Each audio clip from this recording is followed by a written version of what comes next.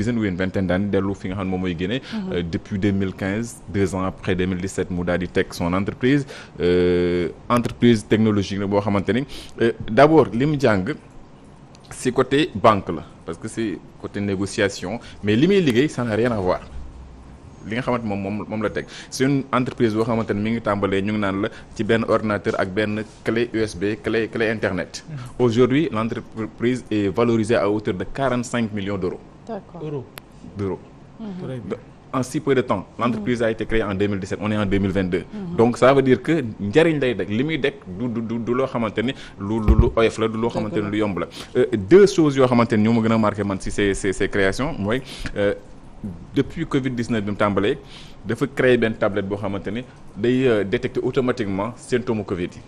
Une tablette boo xamante ni ça permet ça permet aux agents de santé ñu mën a détecter facilement symptômes Covid nit am na Covid donc si à travers tablette bi loolu day éviter déjà yenn contacts yi. day éviter transmission yi nga xamante ni médecins yi daan nañ ko am jamono jooju. Et ça c'est fii la ñu ko defee en Afrique fii la ñu ko defee en Guinée. Au-delà de ça te defar na aussi benn borne boo xamante ni. Ordinateur debout lañ koy tuddee boo xam ne dafa am ay capteurs yoo xamante ne ak sa loxo rek boo tegee sa baaraam ça te donne beaucoup d'informations sur le plan sanitaire rythme cardiaque bi tension yi battement yi day permettre aussi selon le concepteur toujours détecter yenn cancer yi par rapport ak machine bi nga xamante ne moom mooy borne boobu mu teg. Alors on va regarder une vidéo de présentation de Tulip Industries parce que l'entreprise s'appelle Tulip Industries avant ñu revenir sur le plateau. Serigne.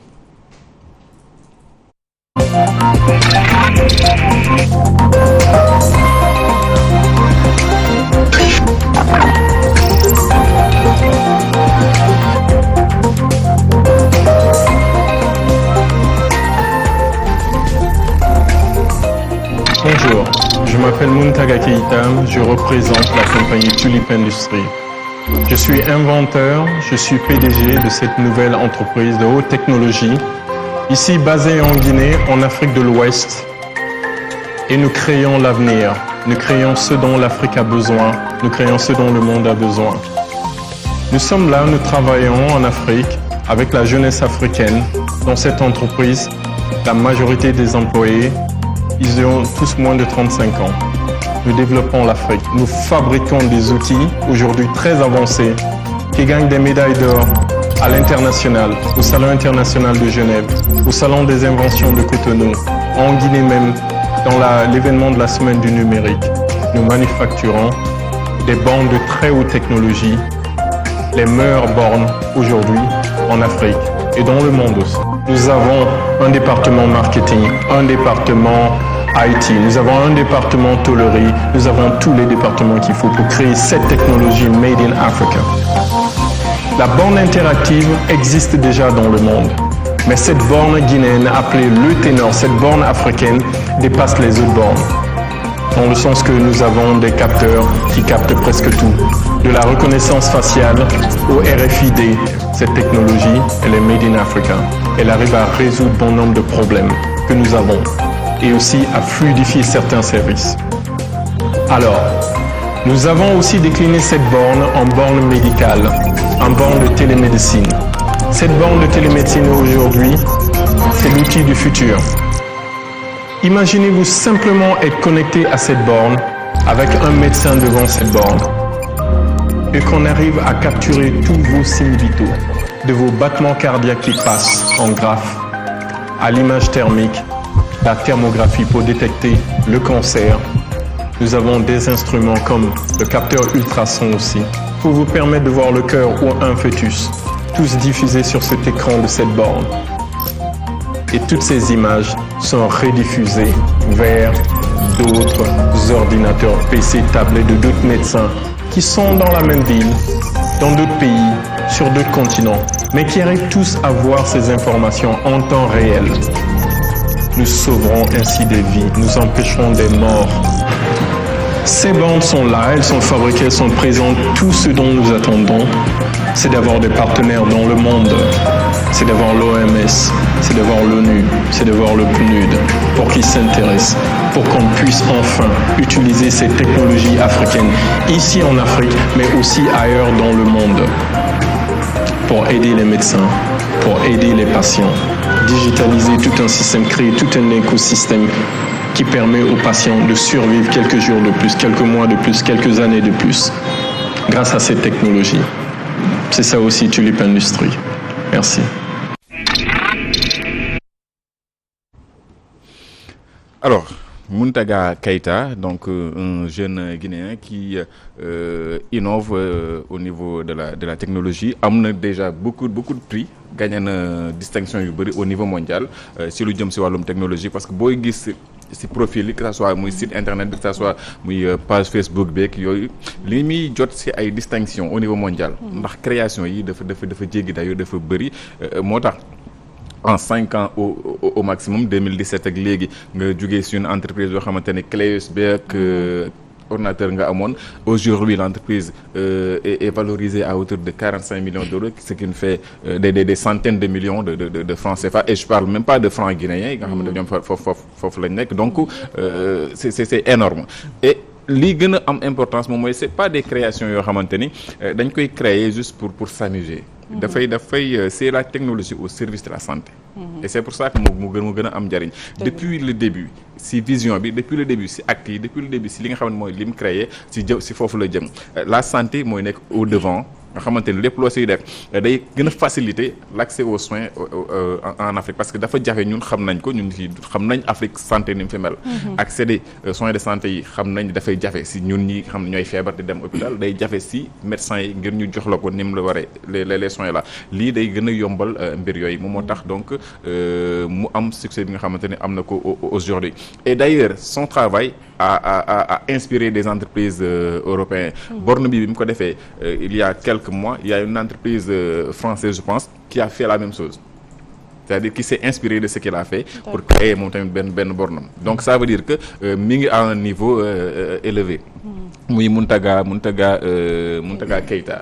Alors pour terminer avec moom si borne bi battement de cœur yi, le taux d'oxygène dans le sang, te sa loxo da ngay teg si puce bi, et puis c'est et ça voilà, ça avance, et ça permet aussi de faire une échographie en direct transmis au niveau d'une tablette wala sa smartphone. Échographie, donc c'est vraiment très bien pensé et exécuté, et du début à la fin ñoom ñoo koy defar. Amul loo xamante da ngay créer, dessiner, envoyer en Espagne, envoyer en Chine. Souvent suñu entreprise noonu la ñuy def, ñun dañuy design rek envoyer Chine, la ñuy defaree machine bi envoyer la, mais tout se fait en Guinée, tout se fait si locaux yi nga xam ne yaa ngi koy gis ni lépp processus bi début bi ba fin bi ñoom ñoo koy defar, donc c'est quelque chose à magnifier. Assane, je pense que récemment am na koo fi dalaloon koo xamee ne que moo fi andi woon ordinateur bi andi donc nu mu dët sax dossier médical, voilà, carte moo nga xamee ne que dafay continuer dossier médical u nit ki, exemple boo waree dem nga ne que il a pris l'exemple donc d'un diabétique. Donc nga xamee ne que boo demee à l'hôpital, xam nga diabète maam feebar la wax mën na la jël 20 ans ci sa dund. Donc boo demee bu ñu xësee ba enregistré, boo ñëwee donc puce bi, carte bi ngay joxe rek bu ñu ko dugalee donc information yëpp génn sa état de santé. Donc malheureusement ñun Sénégal fii kii egg dina jafe ñu am sunu ndaw yu fa egg. Coro xam nga lan moo tax, parce que amuñu une politique boo xamee ne daf fiy tegu, boo xamee ne que dina jug pour jàppale en tout cas les jeunes créateurs sénégalais. Ñaata ni ngay gis ci télévision bi ñoo xam ne dañuy ñëw andi la machine boo xamee ne que ñoo koy def à travers donc des objets recyclés. Ñaata nit nga fi gis ñu ñëw inspiré wu pour créer donc de ces choses yoo xam ne ça va directement ci alors promotion technologie. ma dolli la ci. xam nga mais malheureusement ça ne passe pas. Chaque année ñu def ay reportages yu mag ci ñoom. Exactement. jeunes yooyu nga xam ne dañuy ñëw defar benn affaire léegi nii, mais boo ko gisee ren. incha allah moom kenn du la wax suite am déwén. déedéet malheureusement dañuy génnewaat keneen. ce qui fait loolu day tax ñi war a xalaat. sama genre gi nga xam ne dañoo. ay studio pares lay andi. buñ ma bàyyoon ba tey jii xam nañ ne. créé naa feneen ak yeneen mais courage lañ la dul may. parce que lan nga war a mën a créer. yow ma créé ay wax. à défaut xale yooyu noonu seen ay parents dañuy lijjanti ba génne leen réew mi. bu ñu demee ils vont se tropicaliser foofu, et malheureusement dootuñu leen jot. gisatoo ci sax kuy génn. malheureusement parce que xam lu tax. seen parents yi ci boppam ñoo leen dul njëkk a gëm. xam nga lu ñu lay wax boo nekkee di créer dañ lay wax demal nga jàngi. demal ci école bi nga jàngi. yow de ce fait yow ci sa bopp xam nga ne lii ngay créer ak du jëm fenn. dañuy est-ce que découragé. malheureusement te xoola soo amoon tuuti kiiwu tëgg ak way ñu promouvoir non Sénégal moo demee noonu nañ ko wax waa fii ci biir soo ci amoon tuuti talent rek ñu promouvoir alors góor gi ça. benn nga soxla. benn kii laa ci gis benn affaire bu xaw a yéeme. mooy boo seetloo ci affaire bi ci kaw la. c'est tout au sommet. gouvernement yi nga xam ne ñooy am ci Sénégal des fois ñu élire benn président de la République bu bees. au début dafay nommer benn gouvernement boo xam ne dafay composé de technocrates. ñoo xam ne ay borom xam-xam lañ ñu ñëw ay économistes ay sociologues ay politistes ñu ñëw wax ci xam-xam ñu dem ba ci biir. ku ci gañewul sa gox wala sa mairie ñu teg la indi benn politique waaw moo lay wan ne Sénégal politique lañ taluñu ay xam-xam ak ñi nga xam ne ñoo mën a développer réew gis nga bu ñu taloon loolu technocrates yooyu ñu teg leen au devant de la scène dinañ mën a promouvoir ndaw ñi nga xamante ne ñoom ñooy développer yenn affaires yi gën koo développer ci biir ministère yi mu am fa ay bureau yoo xam ne boo fa demee tey déposer sa bu fekkee ci wàllum économie ngay xalaat boo fa demee déposer ko fa dina am suivi bu fekkee ci wàllum technologie boo demee déposer ko dina am suivi mais loolu amul ñii jiite ministères yi ak ñañ fay teg mooy ay politiciens yoo xam ne gagné nañ seen gox ak ay ndaw yoo xamante ne ànd nañ ak ñoom sonn ci politique bi indil leen ay voix ba mën a gagné des sièges à l'Assemblée nationale ñu teg leen foofu ñu yor ay liggéey yoo xamante ne benn boroom xam-xam moo ko waroon yor mu dox mais moom mi ko yor tey apprend bu gudd lay indi ca ministère ba lu si bëri du ko liggéey nu mu doxee c'est ça le problème du Sénégal te loolu c'est très profond waxuma la sax autorité wala gouverneur yi waaye nag Sénégal balaa sax ñooñu di la découragé société bi ñoom ñoo leen njëkk découragé voilà comme ni ko Thioro waxee sànq parce que da ngay def dara wala nga am benn expérience ci dara mais ñun ñi sax médias yi dañ ciy jouer benn responsabilité parce que ñi nga xam te ñoom lañ war a fësal duñ leen fësal ñi nga xam te seen xam-xam màcc na ci dara en général dañ leen di jël teg leen fële jël ñeneen ñoo xamante ne peut-être ci yenn yi nga xamante ne peut-être avancé le ma sañ ko wax rek ma sañ ko wax amul benn xam-xam lañ waaw teg leen au devant waaw yow Thioro yow amuñu benn dara loo xam ne ba ñu ko apporter donc mu doon ñu naan waxi dof la ñuy wax donc waa mi awaa doy na waar donc nag mooy loolu daal ku nekk am na ci part de responsable rawatina mbirum santé moom dafa doon lu xaw a sensible fii Sénégal moom xam nañ ne santé bi dafa sooxe bu baax a baax donc yu mel nii dafay am solo ñu koy daal di jéem a indi fi nga xam te mooy Sénégal Awa, tu as lâché la phrase qu'il fallait ku si nekk am nga si part de responsabilité parce que bu ñu bëggee jël lépp rek wér ko nguur gi dañuy tooñ dafay yomb trop il y a des initiatives yu nguur gi teg il faut le dire au niveau en tout cas de la technologie il y a des initiatives yu nguur gi teg il y a des mbir yoo xamante ne des agences yoo xamante dañuy yëngu si loolu dañuy couvrir ay start-up am na start-up yoo xamante ne donc yoo xamante ñu ngi liggéey si loolu am na fi peut-être mën nañu doyul ça on peut le dire doyul parce que fii entreprise yooyu war a egg start-up yooyu pour ñu màgg day jafe lii dee si ay start-up au Sénégal dafa bëri entreprise day judd 2 ans 3 ans mu dee et ce n'est pas normal donc ça veut dire que am na lu des lu bëri lu ñu war a def mais au-delà de ce que le gouvernement l'État doit faire ñun li ñu war a def il y a je ne sais pas 2 ou 3 ans j'avais invité Pouy bi defar ëpp na je ne sais pas si vous vous rappelez ëpp na mooy social network la réseau social pour être simple réseau social la un peu comme Facebook mais à la sénégalaise en Chine Facebook amoo fa 2 abonnés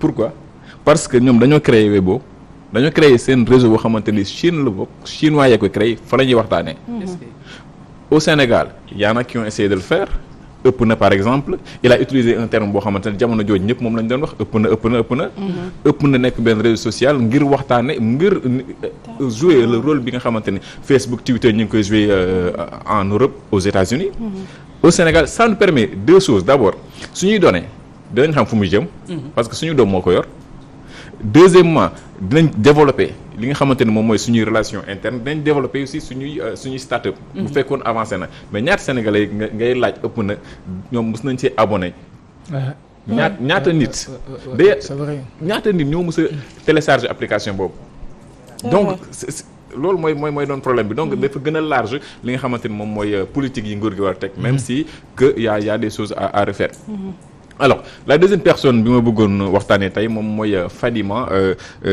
Fadima Diawara moom it presque même âge bi la am ak Keita moom it elle est guinéenne aujourd'hui amul kenn si ñun koo xamante ne mu ngi détaché wu ak sa smartphone te même sur le plateau on est en train aussi de manipuler nos smartphones donc ça veut dire que am na fu mu ñu toll et donc lépp lu ñu utiliser en tout cas lu ëpp smartphone yi ñuy utiliser c'est fait aux États-Unis Asie Europe. Elle a décidé de renverser la tendance faire benn smartphone yoo xamante wala ay smartphone yoo xamante ni made in Guinée purement africain. innovation la de.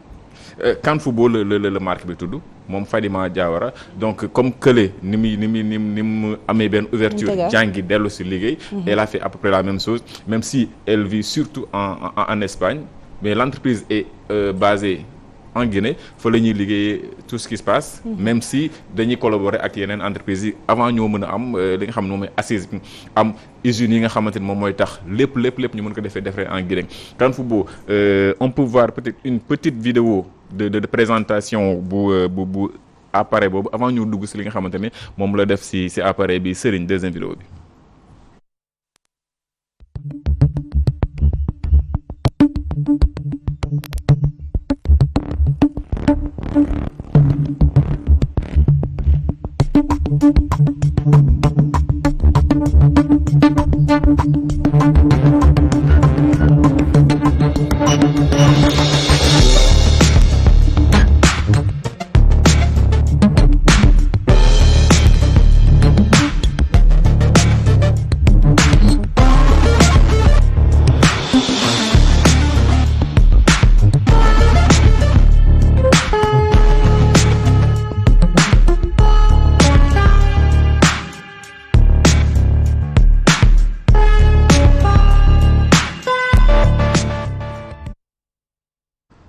alors bii benn la si yi nga xamante moom mooy smartphone yi mu defar marque bi Kanfubo la bii mooy F99. muy série bi. Au-delà de l'aspect esthétique au-delà de li nga xamante ni mooy lii rafet ci téléphone bi parce que design haut de gamme la. mais dafa inspiré wu jëm ko contextualiser sans comme yaa ngi utiliser même terme bi. si contexte africain bi. C'est vrai on en a tous besoin des smartphones mais ñun ñëpp. amuñu poste bi nga xamante dinañ permettre ñu am bi ñu bëgg carrément donc d'abord c'est low cost au niveau du prix daf ko jëm contextualiser en Guinée fi nga xamante foofu la nekk pour prix yi méngoo ak ñi nga xamante ne ñoom ñooy consommateurs yi seen poste fu mu toll. Deuxièmement au niveau des applications yi nga xamante ne moom la intégré si téléphone bi yi muy wàccandoo. Aspect bi ma si gën a intéressé mooy ba tey la santé. Téléphone la comme téléphone yëpp. application yi yeneen téléphones yi di jël da koy jël mais y a d'autres applications yoo xamante ni uniquement moom moo ko moom daf ko wàccaale. bokk na si géolocalisation des centres de santé fi ñu nekk. dafa am application boo xam ne day géolocaliser centres yi nga xamante ni centre de santé yi nekk ci gox bi nga xamante ni foofu nga nekk donc ça facilite déjà accès bi ça facilite dem ci centre de santé yi. centre de santé yi hôpitaux yi pharmacie et tout ça bokk na ci application yi nga xamante ni def na ko donc une chose boo xamante ni ça permet de mettre la technologie toujours au service de la santé. am na une autre application boo xamante ni ba tey ça c'est avec les recettes africaines. toujours pour valoriser culture Afrique recettes yi nga xamante moom moo nekk Afrique si application bi da nga ko si fekk yan recette la naka lañ koy toggee comment ça se fait ça vend l'Afrique ça vend li nga xamante moom mooy suñu culture ba tey. au-delà de ça alors si ba tey mbir yi am na beneen application boo xamante ni c'est au niveau de la culture disons application de vente ou d'échange de musique. comme yeneen application yi ni nga xamante ni déjà suñu musiciens yi ku si nekk am nga compte si application yi nga xamante ni ñoom ñooy jaay pour ne pas les citer Amazon entre autres. ñooy jaay musique si iTunes Amazon entre autres ñooy jaay musique si plateforme yi. dafa am tamit une application typiquement africaine boo xamante ni si yooyu lay yëngu donc ça valorise ba tey li nga xamante ni moom mooy culture bi alors santé culture loolu yëpp daf ko dugal au-delà de li nga xamante moom mooy aspect financier bi permettre ñu accéder facilement si téléphone bi aussi permettre ñu am loo xamante ne ñun ñoo ko moom ñun ñoo ko créé ñun ñoo day méngoo ak ñun day méngoo suñuy culture day méngoo li nga xamante ni moom la ñuy dund muy aussi beneen création d'une jeune femme Fadima Diawara méngoo ba tey tolloog peut-être presque âge ak ki njëkk a waxtaanee moom Keita et cette entreprise moom tamit day door a juddu daanaka diggante 2018 ak 2022 si la ñu mën a liggéey li mu jot a liggéey nii lii benn la si yi nga xamante ni mooy smartphone yi nga xamante ni mën nañ ko wane mais il y a beaucoup de séries yoo xamante ne jot nañ koo teg. et fi mu nekk nii seen objectif moom mooy délocaliser lépp lu ñuy defar parce que smartphone yi que ça soit smartphone bu mu mënti doon néew na benn boo xamante ni lépp si benn réew lañ koy defee. muy Samsung muy iPhone. néew na si yoo xamante ni lépp si benn réew lañ koy defee. soit dañuy defee batterie bi fii. Vietnam ñu dem defee fa coque bi. assemble voilà fu nekk am na lu ñu fay defee. mais l'objectif ñoom général l'objectif au final moom mooy defee lépp en Guinée. et ça li muy permettre moom mooy travail. ni mu koy yokkee day jéggi dayo emploi parce que usines yi nga xamante ni ñoom ñooy defar téléphone li muy jël ci main d'œuvre parce que boo bëggee loo xamante ni même les États-Unis yi nga xamante ni xam nañ li ñu am ci seen force xam nañ li ñu am ci moyen mënuñ koo defar lépp parce que dañuy dem jéggaani main d'œuvre par exemple Vietnam wala Chine parce que fa lay gën a yombee dem ñëw en Afrique seet jël ci fi cobalt bi parce que xam nañ li muy njariñ li ñun kenn mënu defar téléphone sans loolu te ñun ñoo ko am